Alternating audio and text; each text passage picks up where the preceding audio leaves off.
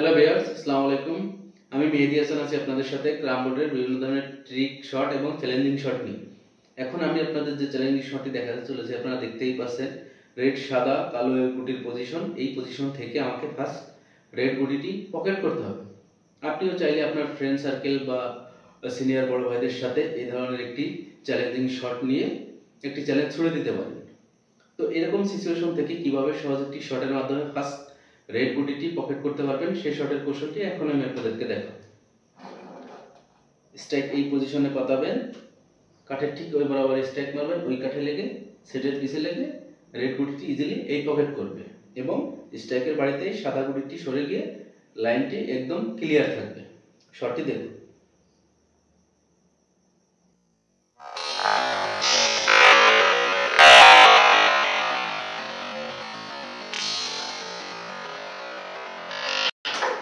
দেখতেই পেলেন easily red গুটিটি pocket করলো।